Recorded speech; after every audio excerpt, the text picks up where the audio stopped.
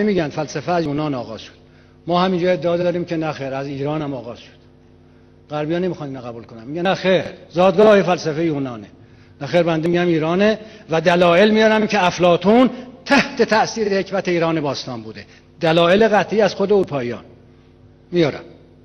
بله بوده. حالا ما خودمون نمیخوایم ایران خودمون رو تحویل بگیریم، خب چیکار کنیم؟ ما دوست نداریم.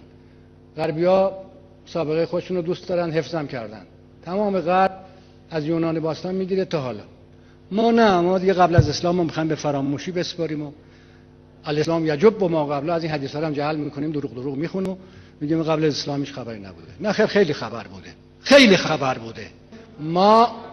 ما الان ببین، ما در مقابل عربا قرار نگرفتیم، ما در مقابل اروپایی‌ها که میگن همه اقوام بربر بودند، ما رو بربر نمیدونن، یونانی‌ها آدم بودند.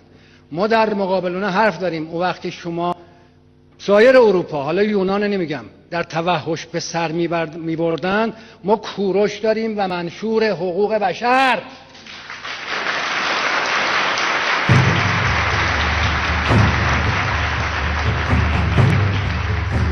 این منشور زنده است، دروغ نمیگم.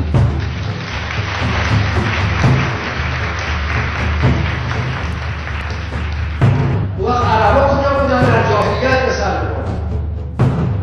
ما کوروش داریم و منشور حقوق بشر.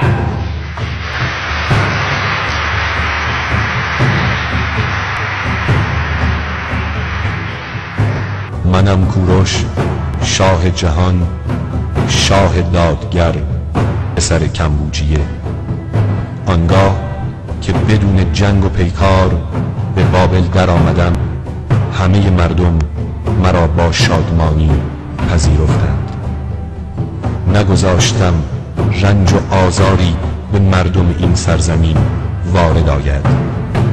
من بردهداری را برانداختم. فرمان دادم که همه مردم در پرستش خدای خود